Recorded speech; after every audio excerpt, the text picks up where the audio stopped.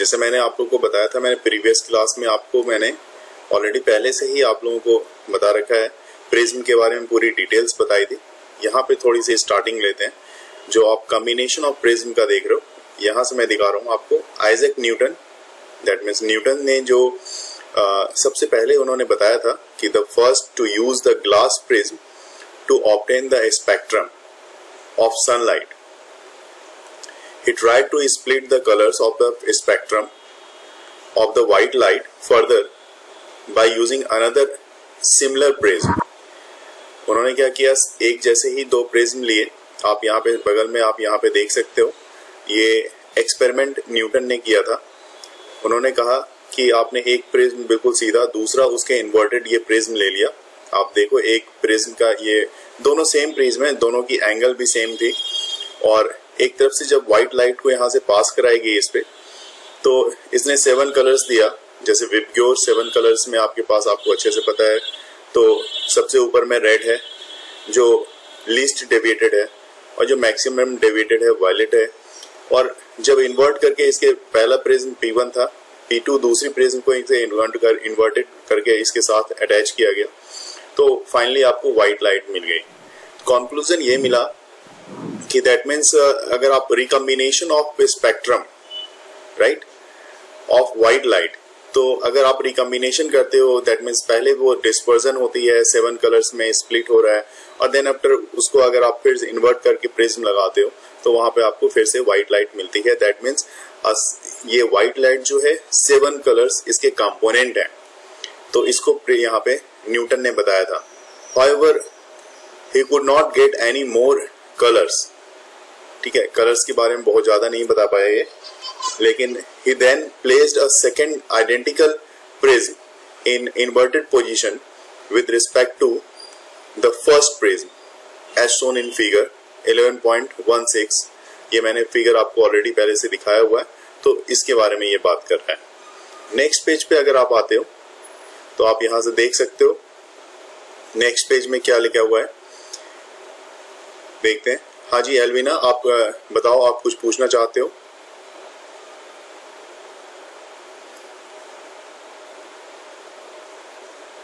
चलिए मैं कंटिन्यू करता हूं। एल्विना जैसे क्वेश्चन रेज करेंगी तो मैं उस पर डिस्कस कर दूंगा। आप यहाँ पे नेक्स्ट में देखो, रेनबो इन द स्काई, है ना। कह रहे allow all the colours of the spectrum to pass through the second prism. जितने कलर्स हैं, 7 कलर्स तो आपको पता ही है। जब आप सेकेंड प्रिज्म से पास कर रही है, तो he found a beam of light, white light emerging out from the other side of the second prism. This observation gave Newton's the idea that sunlight is made up of 7 colors. Okay, any light that gives a spectrum similar to that of sunlight is often referred to as white light. मतलब आपके पास अगर white light है, that means वो 7 colour उसके components हैं, और उस 7 colour के कॉम्बिनेशन से व्हाइट लाइट का फॉर्मेशन होता है। नेक्स्ट में आप देखो, यहाँ पे आपके पास यहाँ पे डायग्राम में एक यहाँ पे जो बुक में दी हुई है, ये आपको सबसे ऊपर वाली कलर और सबसे नीचे वाली कलर थोड़ा सा आइडेंटिफाई कर पाओगे आप। बीच में येलो कलर है, और येलो कलर मीन कलर भी इसको बोला जाता है, येलो कलर को। तो ये 7 कलर्स एक जस्ट लाइक प्रिज्म बन रहा है स्काई पे, और ये प्रिज्म बनता हुआ रेनी डे में ज्यादातर दिखता है। तो आप यहाँ पे देखो, कह रहा है a rainbow is a natural spectrum. Obvious ही बात है, वहां पे प्रिज्म तो आपने लगाया नहीं है, सन के सामने स्काई में प्रिज्म तो लगाया नहीं, वहां पे रेनबो बन रहा है। तो ये नेचुरल स्पेक्ट्रम ही है, appearing in the sky after a rain shower. It is caused by the dispersion of sunlight by tiny water droplets. अब जो ये वाटर ड्रॉपलेट्स है ना, रेन ड्रॉप जो आप देखते हो, तो इसी रेन ड्रॉप में जो सनलाइट आती है, ये देखो ये डायरेक्शन दिखाई गई है सनलाइट की। इस तरह से सनलाइट आई। अब सनलाइट एक मीडियम से दूसरे मीडियम में जा रहा है, तो दूसरा मीडियम जो इसका वाटर ड्रॉपलेट है वो डेंसर मीडियम है, तो ये बेंड हो जाता है टुवर्ड्स नॉर्मल, और यहाँ से इंटरनल रिफ्रैक्शन होती है, अंदर से ही ये दूसरी तरफ आता है और बाहर निकल जाता है, जहां पे कि आपको ये प्रिज्म का कलर आपको यहाँ पे 7 कलर्स आपको यहाँ पे देखने को मिलता है। स्काई जो कम्प्लीटली एक स्क्रीन की तरह काम करता है। स्क्रीन जैसे कि आप मूवी देखने जाते हो तो वहां पे स्क्रीन है, तो उसी स्क्रीन पे ये 7 कलर्स बनते हुए आपको दिखाई देता है। ठीक है, तो tiny water droplets present in the atmosphere, और rainbow is always formed in the direction opposite to that of the sunlight. जिस डायरेक्शन में सनलाइट है ना, उसके अपोजिट डायरेक्शन में बनेगा रेनबो। ये चीज हमेशा ध्यान रखना है, मार्केबल पॉइंट है। The water droplet acts like a small prism. क्यों इस तरह से प्रिज्म की तरह? क्योंकि देखो, जब वाटर ड्रॉपलेट्स होता है तो ड्रॉपलेट्स तो लगभग ऐसा दिखता है। अगर आपने ड्रॉपलेट्स की डिजाइन देखी होगी तो लगभग ऐसा दिखता है। तो इसका एक छोटा सा पोर्शन देखा जाए तो ये लगता है जैसे प्रिज्म की तरह हो, तो इसलिए ये प्रिज्म की तरह वाटर ड्रॉपलेट भी ट्रीट करता है यहाँ पे। ठीक है, दे रिफ्रैक्ट, रिफ्रैक्शन तो होगी क्योंकि एक मीडियम से दूसरे मीडियम में जा रही है। डिस्पर्स, क्योंकि 7 कलर्स में स्प्लिट हो रहा है, वो डिस्पर्सन भी हो रहा है। The incident sunlight then reflected it internally. अब यहां से आप देख रहे हो, ये जो पोर्शन मैंने दिखाया था यहाँ पे, ये रिफ्लेक्ट हो रहा है, इंटरनली रिफ्लेक्ट हो रहा है। एंड फाइनली रिफ्रैक्ट, मतलब दूसरे फिर से डेंसर से कहां पे आ गया? रेयर मीडियम में आ गया, तो फिर से रिफ्रैक्शन हुआ। It again when comes out the drops due to the dispersion of light and internal reflection, different colours reach it observer eyes. तो यही जो 7 कलर्स है, जो ऑब्जर्वर जो है अपने आई से यहाँ पे देख सकता है, जो 11.8 फिगर में रेनबो के फॉर्मेशन के लिए ये डायग्राम आपके पास दिखाया हुआ है। इसमें यहाँ पे जो मैंने अभी तक बताया है, इसका लास्ट पैराग्राफ में बताता हूँ, उसके बाद आप यहाँ पे अगर आपको कोई डाउट हो तो आप मेरे से पूछना। You can also see rainbow on a sunny day. Sun भी है, सनी डे में ही रेनबो दिखेगा, क्योंकि सनलाइट नहीं होगी तो रेनबो दिखेगा कहां से, है ना। और रेन भी होना चाहिए। When you look at the sky through waterfall, waterfall अगर कहीं पे वाटरफॉल हो रहा है वहां से अगर आप देख रहे हो सनी डे में भी, तो वाटर फाउंटेन की तरफ से भी अगर आप देखोगे, कहीं फाउंटेन वगैरह का कहीं चल रहे हैं, तो with the sun behind you, तो ऐसे केस में भी आपको एक छोटा सा, मतलब पूरा का पूरा नहीं रेनबो बनता हुआ, लेकिन जरूर दिखेगा। प्रिज्म मैंने आप लोगों को क्लास में दिखाया था, और प्रिज्म से कलर को भी मैंने 7 कलर्स को दिखाया हुआ था, है ना। तो यहां तक कोई डाउट है तो आप पूछ सकते हो। तो यहां तक कोई डाउट नहीं है। नेक्स्ट में आप आ रहे हो आप। अब मैं बात कर रहा हूं एटमॉस्फेरिक रिफ्रैक्शन की। तो एटमॉस्फेरिक रिफ्रैक्शन क्या होता है? देखिए, जब रिफ्रैक्शन ही है लेकिन एटमॉस्फेयर के थ्रू है। नॉर्मली जब आप सिर्फ रिफ्रैक्शन की बात करते हो तो उसके लिए मैंने एक डायग्राम आपके पास रखा है, यहाँ पे आप देख सकते हो। ये देखो आप, ये रिफ्रैक्शन है। जैसे आप पेंसिल है, आपने ग्लास में पानी ले लिया और एक कंटेनर में पानी लेके आपने पेंसिल इसमें डिप की हुई है, तो आपकी पेंसिल की पोजीशन थोड़ी सी चेंज हो जाती है। क्योंकि क्यों चेंज होती है? ये जो दूसरा जो पोजीशन आपको दिख रहा है, इस पोजीशन को आप एपरेंट पोजीशन बोलते हो। ठीक है, यहां पे आपको दिखता है, जबकि एक्चुअल तो ये वाला है जो एक्चुअल पोजीशन है, लेकिन आपको दिख रहा है यहाँ पे थोड़ा सा ऊपर उठा हुआ, ये रियल पोजीशन है जो बड़ा वाला पेंसिल दिख रहा है, और बड़े वाले पेंसिल का जो छोटा सा पोर्शन जो डेविएट हो रखा है वो ये है। ये क्या है? ये रिफ्रैक्शन है। रिफ्रैक्शन क्यों है? क्योंकि एक तरफ आप ऊपर में एयर आपने ले रखा है, दूसरी तरफ वाटर ले रखा है, तो यहाँ पे मीडियम में चेंजेस है। एक रेयर मीडियम है ना, और दूसरा आपका डेंसर मीडियम है। तो ये वाटर के थ्रू है, लेकिन यही रिफ्रैक्शन अगर एटमॉस्फेयर के थ्रू हो तो सिंपल सी बात है, उसको आप क्या नाम दोगे? Atmospheric refraction. तो यहाँ पे मैंने उसको ये नाम अपने की बुक में दिया गया है, एटमॉस्फेरिक रिफ्रैक्शन। देखते हैं क्या कह रहा है ये। You might have observe the apparent random wavering or flickering of object seen through a turbulent stream of hot air rising above a fire or a radiator. आपने देखा होगा, मैंने एक बार आपसे क्लास में डिस्कस भी किया था, अगर घर से बड़ा मौका मिल जाता है आपको कि घर से बोला जाता है जाओ जी कुछ कचौड़ियां लेकर आओ, समोसे लेके आओ, तो आप क्या देखते हो, वहां पे जो बना रहा होता है उसके पास से जो हॉट एयर बाहर निकलती है, तो उसके आप जिस तरफ हो उसके अपोजिट साइड में वो बनाने वाला है, तो वो हॉट एयर एक फ्लिपिंग टाइप की उसकी जो पोजीशन होती है हॉट एयर के कारण, वो टर्बुलेंट पोजीशन होती है उसकी, वहां पे हल्का सा फ्लिप करता हुआ दिखता है, उसकी जो फेस होती है वो एक्चुअल में नहीं दिखती, उसमें थोड़ा सा चेंजेस दिखता है. The air just above the fire becomes hotter. जहां पे फायर है उसके ठीक ऊपर का जो एयर है वो गर्म हो जाता है, then the air further up. ठीक है, इसके कारण अब क्या हुआ, दो तरह के एयर की बात हो गई, एक एयर जो हॉट है और एक एयर जो कोल्ड है, मतलब मीडियम तो चेंज हो गया ना, मीडियम एक हॉटर मीडियम हो गया, एक कोल्ड मीडियम हो गया। तो हॉटर एयर जो होती है वो लाइट होती है, वो लेस डेंसर होती है देन द कूलर एयर। तो कूलर एयर मतलब कूल एयर जो होती है उसकी डेंसिटी ज्यादा होती है respect to the hot air. Hot air की डेंसिटी कम होती है, किसी भी चीज को जब आप हीट करते हो तो वो क्या होता है, वो एक्सपेंड हो जाता है, तो एक्सपेंड होता है तो उसकी डेंसिटी रिड्यूस होती है। तो एयर के मामले में जल्दी रिड्यूस होती है उसकी density, and has refractive index slightly less than that of the cooler air. Obvious सी बात है, since the physical conditions of the refracting medium मतलब एयर आर नॉट स्टेशनरी। अब एयर का क्या है कि मैं मान लो मैं बैठा हूं अभी, एसी चल रही है और एसी ऑन है, तो मैं बैठा हुआ हूँ यहाँ पे और मुझे यहाँ पे ठंड सा लग रहा है, लेकिन दूसरे रूम में वहां पे मैं जाऊं जहाँ एसी नहीं चल रहा, तो वहां पे उसकी टेम्परेचर चेंज हो जाती है। आप भी जहाँ पे बैठे होगे ऐसा होता होगा। आप स्कूल के क्लासरूम में, स्कूल की बात करता हूँ, आज जैसे बारिश हो रही थी तो बाहर अगर आप कॉरिडोर में आते हो तो वहां पे बड़ा कूल एयर रहता है, और जब आप क्लासरूम में जाते हो तो वहां पे उसके रिस्पेक्ट में थोड़ा हॉट एयर मिलता है आपको। तो एयर हर पॉइंट पे क्या होता है, उसकी डेंसिटी चेंज होती है। The apparent position of the object as seen through the hot air fluctuates. Fluctuate तो करेगा हॉट एयर के रिस्पेक्ट में।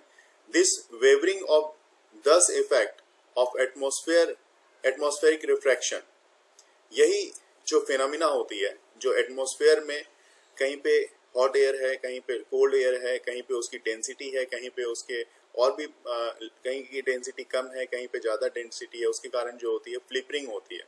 और उस फ्लिकरिंग के कारण ही क्या होता है, एटमॉस्फेरिक रिफ्रैक्शन देखने को मिलता है। Refraction of light by the earth atmosphere. Earth के एटमॉस्फेयर की लेयर्स आपको पता है, बहुत सारे लेयर्स हैं, उसके कारण अर्थ की जो लाइट जो जाती है या सन से जो आ रही होती है उसमें फ्लिकरिंग होती है। On A small scale in our local environment, the twinkling of stars is a similar phenomenon on a much larger scale. Let us see how we can explain it. अब आपको एक्सप्लेन क्या करना है, simple सी बात है, twinkling of stars, star twinkle करता हुआ कैसे दिखता है ये एक्सप्लेन करना है। ठीक है ना, तो बिल्कुल आराम से समझ सकते हैं हम लोग और बहुत ही अच्छे तरीके से। चलिए देखते हैं। देखो यहाँ पे एक जो आदमी यहाँ पे खड़ा है, एक बच्चा खड़ा है जो स्टार को देख रहा है। ठीक है, स्टार की पाथ रे यहाँ पे है, ये एपरेंट मतलब ये एक्चुअल पोजीशन नहीं है। एक्चुअल पोजीशन कौन सी है, ये वाली है, ये एक्चुअल पोजीशन है। अब रिफ्रैक्टिव इंडेक्स जो है इंक्रीजिंग है, ऊपर से नीचे जब आता है तो रिफ्रैक्टिव इंडेक्स इंक्रीजिंग होती है।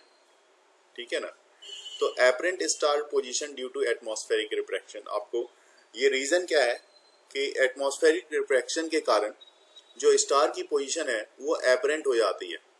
एपरेंट दैट मीन्स आप कह सकते हो कि इट बिकम्स वर्चुअल, वो वर्चुअल की तरह हो जाती है वो, ये क्योंकि ये रियल पोजीशन यहाँ पे ये इसकी नहीं है। तो ट्विंकलिंग ऑफ स्टार्स के केस में भी आप देखो यहाँ पे, the twinkling of a star is due to atmospheric refraction. अगर पूरा का पूरा क्वेश्चन आपके पास दे दिया जाए कि ट्विंकलिंग ऑफ स्टार्स बताना है, लेकिन आपको वहां पे सिर्फ आपके पास क्वेश्चन के उसका एक ही आंसर होगा, ट्विंकलिंग ऑफ स्टार्स क्या क्यों होता है, क्यों स्टार्स जो है ट्विंकल करता रहता है, तो due to atmospheric refraction. Single word answer यही है। तो atmospheric refraction of the straight on entering the earth atmosphere, on entering the, ये जो स्टार लाइट है, समझ लेना यहाँ पे, जो atmospheric refraction of star light जो होती है वो जब इंटर करती है एटमॉस्फेयर में, तो हमें ऊपर से देखना पड़ेगा जी कैसे इंटर कर रही है, ऐसे इंटर कर रही है, इधर से ऐसे देखना पड़ेगा हमें। ठीक है, तो जब इंटर करती है तो undergoes refraction continuously before it reaches the earth.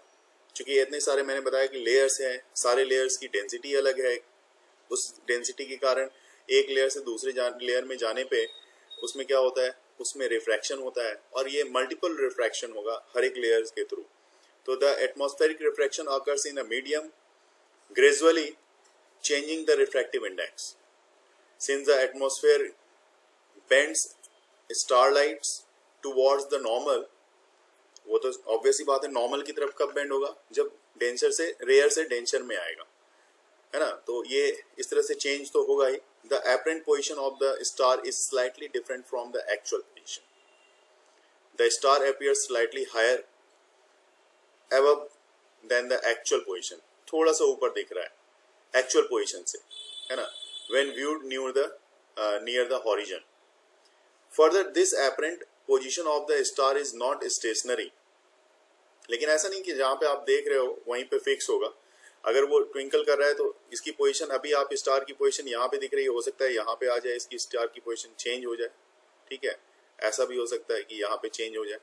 तो वो डिपेंड करेगा कि कहाँ क्यों चेंज हो रहा है, कैसे चेंज हो रहा है, क्योंकि बार बार एटमॉस्फेयर में जो उसकी मीडियम है, उस मीडियम में बार बार उसमें चेंजेस आते रहते हैं, है ना। But keep on changing slightly, थोड़ा सा स्लाइटली चेंज, कभी ये पोजीशन तो कभी ये पोजीशन, फिर उसी पोजीशन पे भी आ सकता है। Since the physical condition of the earth atmosphere are not stationary, this is the main thing.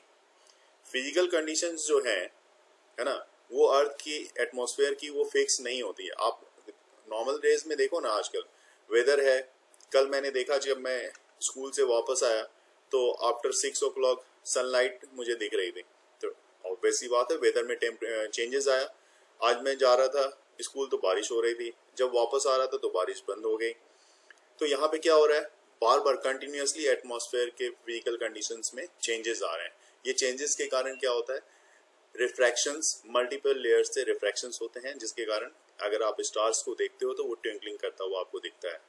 As was the case in the previous paragraph, since the stars are very distant, बहुत ही ज़्यादा distance पे है, approximate point size source of light, देखने में तो point size source of light ही है, इतने distance पे है। तो as the path of the ray of the light coming from the stars goes on varying slightly, वो लगातार उसका पाथ जो है थोड़ा सा चेंज होता रहता है।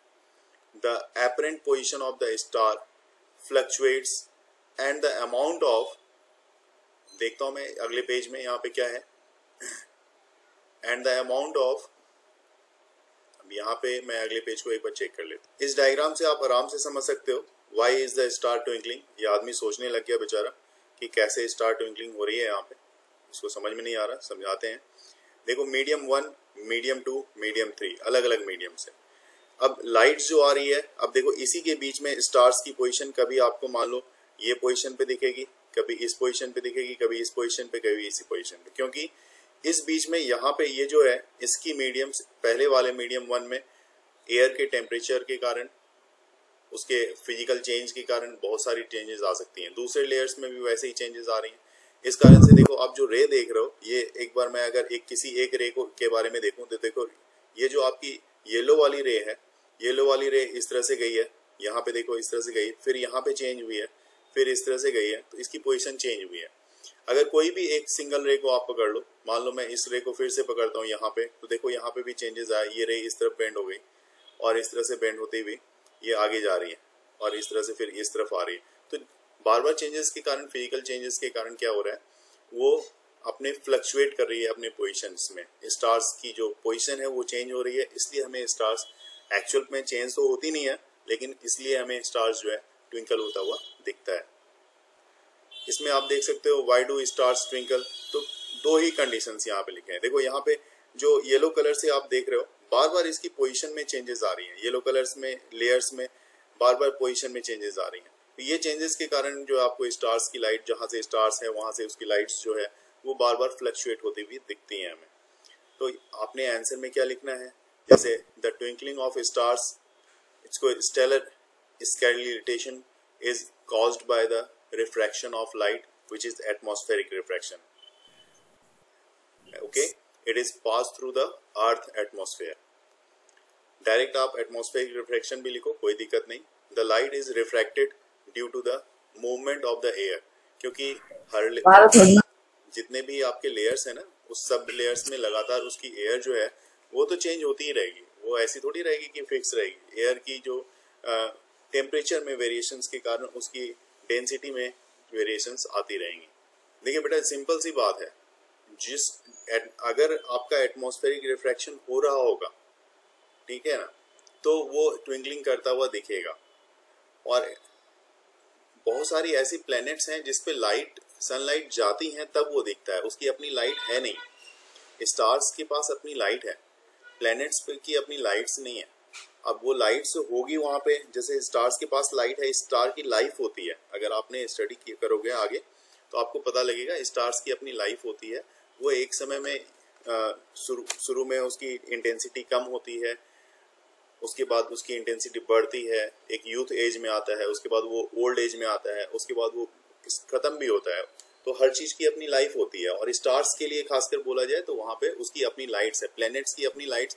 जो प्लैनेट ट्विंकलिंग नहीं कर रहा, दैट मीन्स उसकी अपनी लाइट वहां पे नहीं है। देखिए यहाँ पे आपको बता रहा है कि जो स्ट्रेट लाइट है entering the eyes flickers, the star sometimes appears brighter and at sometimes some other times fainter। एक बार स्टार ब्राइट दिखता है, कभी कभी थोड़ा ब्लर्ड दिखता है या फेंटर दिखता है। तो which is the twinkling effect. ये एक तरह का, इस तरह का जो इफेक्ट है जिसमें लाइट आपका जो स्टार्स है वो एक बार ब्राइट दिखता है और दूसरी बार ब्लर दिखता है या फेंटर दिखता है, उसको आप क्या बोलते हो? Twinkling effect.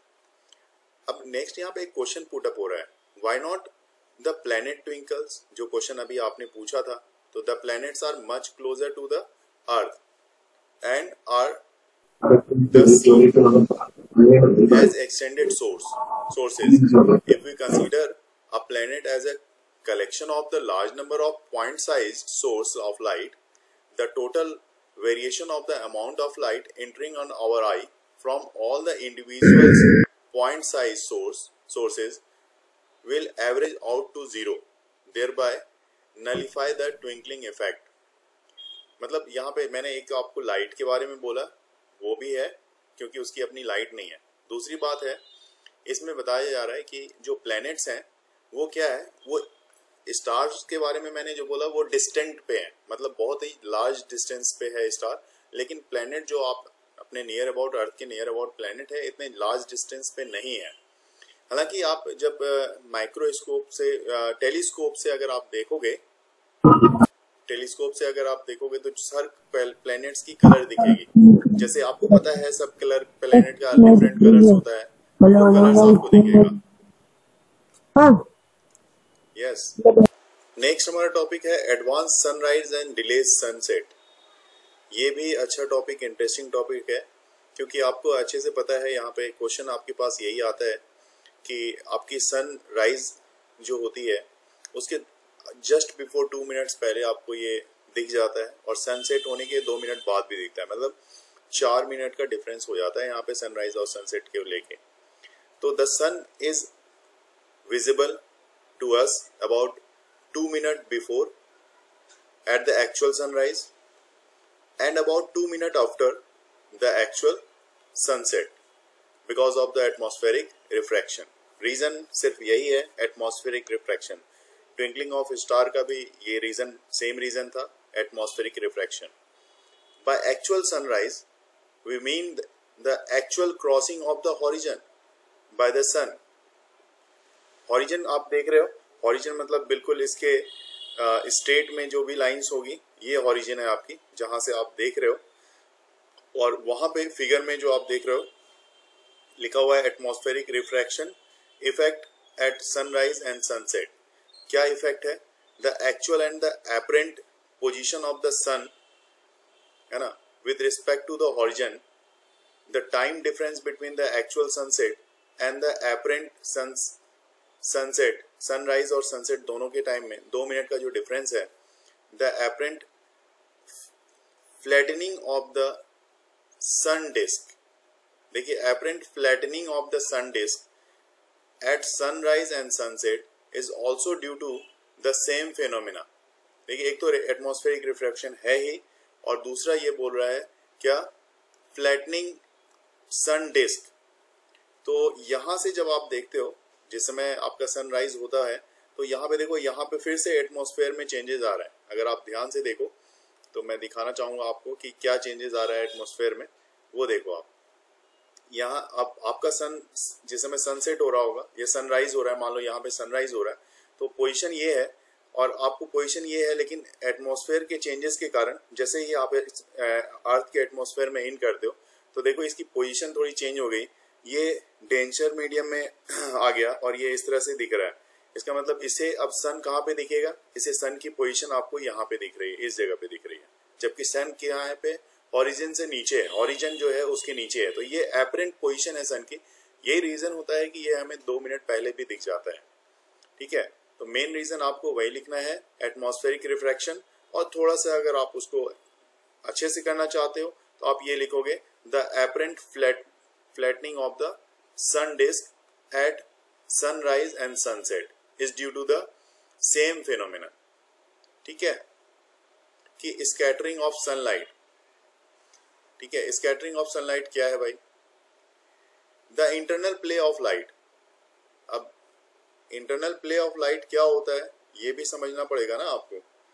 तो देखो इंटरनल प्ले ऑफ लाइट क्या है। तो स्कैटरिंग ऑफ सनलाइट में हमें ये देखना है कि the internal play of light है ना। एक और एडमिट करना है, अभी बच्चों को देख लेता हूँ, कर दिया। With object around us gives rise to several spectacular phenomena in nature. The blue color of sky, भाई स्काई की ब्लू कलर कैसे होती है वो भी देखना है आपको।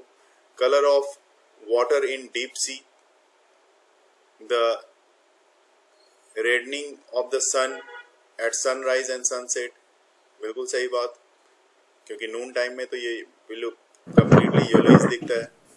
Are some of the wonderful phenomena we are familiar with. In the previous class, you have learned about the scattering of light by colloidal particles. The path of the beam light passing through the true solution is not visible. However, the path becomes visible through the colloidal solutions with the size of the particle is already particle, ये जो reality larger. देखिए इसमें थोड़ा सा मैं इसको explain करूंगा तब समझ में आएगा। इस सारे रीजन को पढ़ने के लिए यहाँ पे मैं 11.6.1 सबसे पहले टिंडल इफेक्ट को समझने की कोशिश करते हैं। और ये टिंडल इफेक्ट क्या है देखिए, the earth atmosphere is a heterogeneous mixture of minute particles. बहुत सारी डस्ट पार्टिकल हैं, गैसेस हैं, मिक्सचर ऑफ गैसेस हैं। These particles include smoke, tiny water droplets, suspended particles of dust and molecules are in air. When a beam of light strikes such fine particles, the path of the beam becomes visible. The light reaches us after being reflected diffusely by these particles. The phenomenon of the scattering of light by the colloidal particle gives rise to Tyndall effect, which you have studied in class 9th. ठीक है, फिर भी यहाँ पे भी देखेंगे। This phenomenon is seen when a fine beam of sunlight enters a smoke-filled room. Smoke अगर भरा हुआ रूम में हो, स्मोक फील्ड रूम हो, और वहां पे लाइट आती है तो कैसा दिखता है आपको, आप समझ सकते हो, थ्रू ए स्मॉल होल। ठीक है, thus scattering of light makes the particles visible. बहुत बार आपने देखा होगा अगर जो लाइट आ रही है उसमें डस्ट पार्टिकल्स होती है, घर में इंटर करती हैं, किसी होल से अगर लाइट इंटर कर रही है, सनलाइट इंटर कर रही है, तो वहां पे आपको डस्ट पार्टिकल भी दिखती है। तो Tyndall effect can also be observe when the sunlight passes through a canopy of dense forest. अब ये मैं एक इसका तो आपको डेंस फॉरेस्ट की मैं एक इसका मैंने पहले से ही एक पिक्चर ले रखा है, वो मैं आपको दिखाऊंगा अभी। Here tiny water droplets in the mist scattering light. ठीक है, तो ये भी है यहाँ पे। The color of the scattering light depends on the size of the scattering particles, dust particle कितना बड़ा है छोटा है, या फिर एयर पार्टिकल्स कितना बड़ा है छोटा है, उस पर भी डिपेंड करता है। Very fine particles scattering mainly blue light, बहुत छोटा पार्टिकल है तो वो ब्लू लाइट को स्कैटर करेगा। While particles of larger size scattering light of longer wavelength, ज्यादा वेवलेंथ की लाइट को ये स्कैटर करता है। वेवलेंथ को लैम्डा से रिप्रेजेंट करते हो आप, okay. If the size of the scattering particle is larger enough, the scattering of light में बी इवन अपीयर्स वाइट। बहुत ज्यादा बड़ा साइज हो गया तो फिर व्हाइट लाइट ही रहेगा, छोटी सी साइज है तो फिर उसमें तो आपकी ब्लू कलर को वो स्कैटर करेगा। जैसे मान लो ये जो सनलाइट है और फॉरेस्ट में जंगलों में इतने सारे पेड़ हैं और वो लाइट आती है, तो इस तरह की लाइट यहाँ पे इंटर होती हुई आपको दिखेगी, है ना।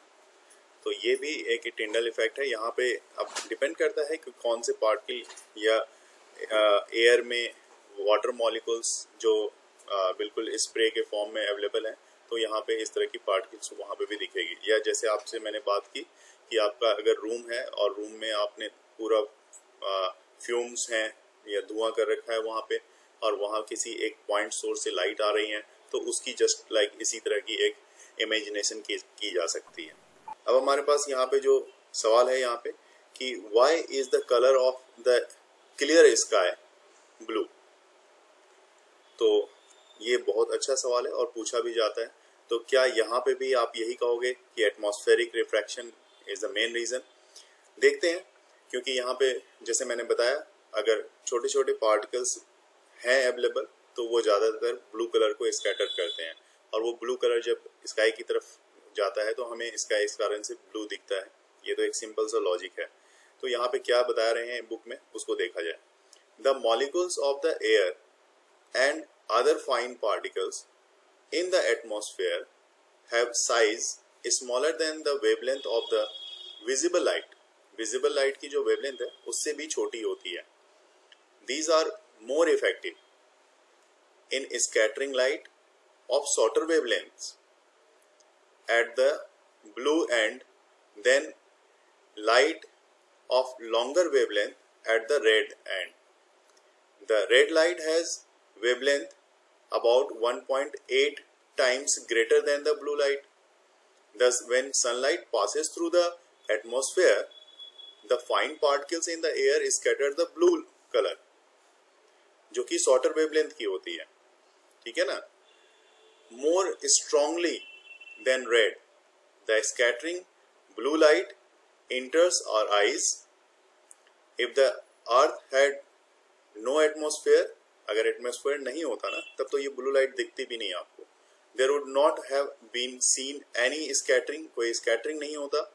Then sky would have a looked dark, black colour का दिखता हुआ डार्क।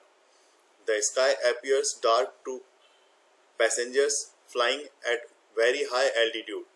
जो स्पेस में जाते हैं उनको, मतलब अर्थ के एटमॉस्फेयर से बाहर चले जाते हैं, तो उनको वहाँ पे जो स्काई जो दिखती है वो डार्क दिखती है। As scattering is not prominent at such a height, वहाँ पे होता ही नहीं, स्कैटरिंग ही नहीं होती। You might have observed that danger signal light are red in color, है ना। क्यों होता है? क्योंकि उसकी स्कैटरिंग कम होती है। Do you know why? The red light is least scattered by fog or smoke, therefore it can be seen in the same color at a distance. और एक रेलिस का फॉर्मूला है, मैं बताऊं यहाँ पे, तो आपके नॉलेज के लिए मैं बता देता हूँ। स्कैटरिंग ऑफ लाइट जो होती है, this one is inversely proportional to the wavelength. अब वेवलेंथ जिसकी कम होगी, जैसे ब्लू की वेवलेंथ ज्यादा है, ब्लू की वेवलेंथ कम है, अगर ब्लू वाली लाइट की वेवलेंथ कम है तो इसकी स्कैटरिंग क्या होगी? इसकी स्कैटरिंग ज्यादा होगी। बस ये कॉन्सेप्ट है इसके लिए, इसके पीछे, ठीक है। ये जो दिया था इसको रेलिस फॉर्मूला भी बोला जाता है, साइंटिस्ट का नाम रेलिस है। नेक्स्ट में आप देख सकते हो यहाँ पे क्या कह रहे हैं, 11.6.3 colour of sun, the sun at sunrise and sunset. क्या होता है भाई? रेड होता है। तो have you seen the sky, बहुत बार देखा होगा, एंड सन एट सनसेट और सनराइज, ये भी देखा होगा। Have you wondered as to why the sun and the surrounding sky appears red? let us do an activity to understand the blue color of sky and the reddish appearance of the sun at the sunrise or sunset. अब देखिए activity 11.3 क्या कर रहा है, place a strong source जो कि white light की है at a focus of a converging lens. एक लेंस कॉन्वेक्स लेंस ले लो, कन्वर्जिंग मतलब कॉन्वेक्स लेंस आप ले लो और उस पर फोकस करो तो एक पॉइंट पे लाइट आएगी, जैसे मैग्नीफाइंग लेंस में आप करते हो।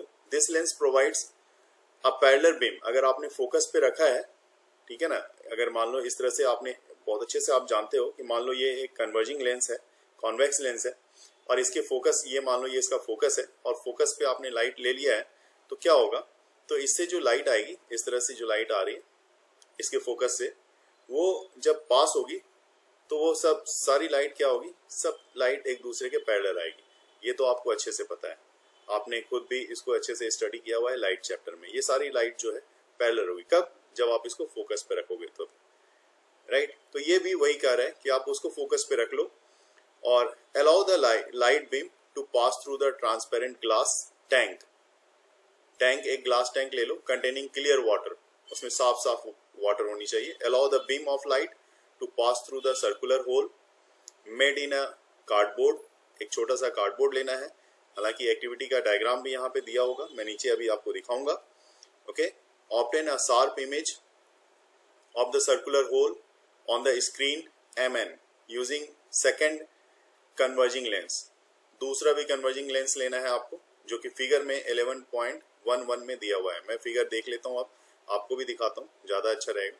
ये रहा फिगर आपका 11.11, इसके फोकस पे रखा हुआ है, इसको आप देख सकते हो, और ये फोकस है इसका और यहाँ से लाइट आ रही है, इंटर कर रही है, और ये दूसरी तरफ फिर से एक लेंस लिया है जो कि यहाँ पे कन्वर्ज कर रहा है, ठीक है, और MN जो है ये स्क्रीन है। तो ऐसे केस में आपको क्या मिल रहा है, आप देख सकते हो यहाँ पे, dissolve about 200 grams of sodium thiosulphate, जिसको हाइपो बोलते हैं, इसमें मिला दो। हाइपो को मतलब पहले काम होता था उसका, फोटो वगैरह जो होते हैं, फोटोग्राफ्स वगैरह के, उसके नेगेटिव की क्लीनिंग वगैरह में काम होता है। तो उसको यहाँ पे सोडियम थायोसल्फेट को आपको यहाँ पे इस लिक्विड में जो प्लेन वाटर है उसमें मिक्स करना है। लगभग 2 लीटर का आपने ले रखा है। Clean water taken in tank, add about 1 to 2 ml, है ना, और of concentrated sulphuric acid to the water. What do you observe, क्या आप ऑब्जर्व करते हो, देखते हैं इस एक्टिविटी में एक्सप्लेनेशन से क्या ऑब्जर्वेशन आपको मिल रहा है वो चेक कर लेते हैं हम लोग, ठीक है। तो आइए देखते हैं, यहाँ पे कह रहा है कि you will find that microscopic sulphur particles precipitating in about 2 to 3 minutes. As the sulfur particle begins to form, you can observe the blue light from the 3 sides of the glass tank. 3 side से अगर आप glass tank को देख रहे हो तो आपको क्या मिल रहा है, ब्लू लाइट मिल रही है। This is due to the scattering of short wavelength by the minute colloidal sulfur particle. वो जो सल्फर थायोसल्फेट मिलाया है ना आपने, जो सल्फर मिलाया है वो बहुत ही माइन्यूट पार्टिकल है, इसलिए माइन्यूट पार्टिकल से हमने पहले ही स्टडी कर लिया कि उसकी जब वो स्कैटरिंग होगी तो वो कौन सा कलर देगा, वो ब्लू कलर देगा, वो उसकी स्कैटरिंग ब्लू कलर की वो करेगा, तो इसलिए ब्लू कलर आपको दिखेगी। Observe the colour of the transmitted light in the 4th side of the glass, ठीक है। तो glass tank facing the circular hole, ये जो सर्कुलर होल है यहाँ पे आप उसको ऑब्जर्व करो। It is interesting to observe the first the orange red color and then bright crimson red color on the screen। अब जो भी मैंने आपको कैसे बताया कि अगर थोड़ा सा उसके कंपेयर में थोड़ा लार्ज पार्टिकल होगा तो वो उसके कलर को चेंज करेगा। इसका मतलब क्या हुआ, इसका मतलब ये हुआ जैसे जैसे जो एटमॉस्फेयर में पार्टिकल है उसकी साइज बढ़ती जाती है तो उसकी स्कैटरिंग, कलर की स्कैटरिंग भी डिफरेंट हमें अब मिलती है स्क्रीन पे। ओके, नाउ इसमें आप देखो, this activity demonstrates that the scattering of light that helps you to understand the bluish colour of the sky and the reddish appearance of the sun at the sunrise और sunset. मतलब sunrise और sunset में इसका मतलब उस समय यहाँ पे देखो, ऐसे तो ब्लू स्कैटरिंग अवे सन अपीयर्स रेडिश, ठीक है, और सन नियरली ओवरहेड तो यहाँ पे लेस ब्लू कलर है, क्योंकि यहाँ पे स्कैटरिंग उस तरह की नहीं देखने को मिल रही।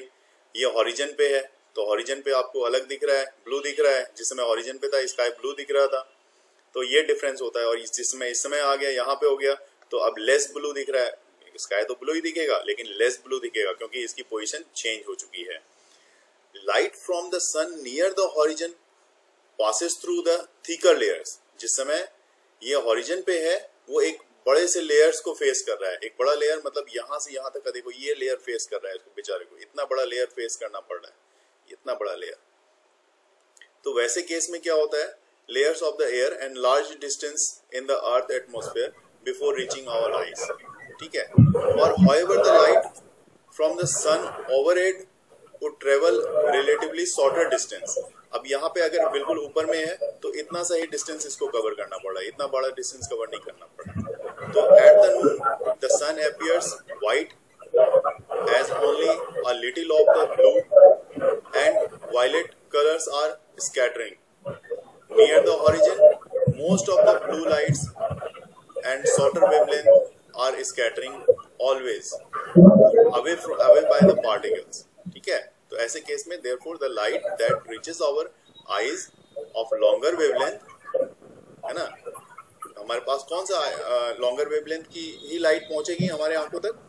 This gives rise the reddish appearance of the sun। क्योंकि अब ये बात क्लियर हो गई आपकी यहाँ पे कि जी हाँ, जिस समय ज्यादा गैप मिलेगा, यहाँ पे ज्यादा एटमॉस्फेयर से होके अगर इसको पास करना पड़ेगा, बहुत ज्यादा पार्टिकल्स होंगे यहाँ पे, छोटी छोटी पार्टिकल्स होंगे, तो ब्लू दिखेगा। और अगर कम ये गैप डिस्टेंस कवर करना पड़ रहा है इसको, और वेवलेंथ पे भी डिपेंड कर रहा है, क्योंकि यहाँ पे आपको मैंने बताया कि therefore light that reaches our eyes of longer wavelength, अगर लॉन्गर वेवलेंथ की लाइट है तो वहां पे क्या होगा, आप बिल्कुल मैंने जो रेलिस फार्मूला बताया स्कैटरिंग ऑफ लाइट के लिए, अभी जो मैंने बताया कि this one scattering of light, वो क्या है, इनवर्सली प्रोपोर्शनल है वेवलेंथ के।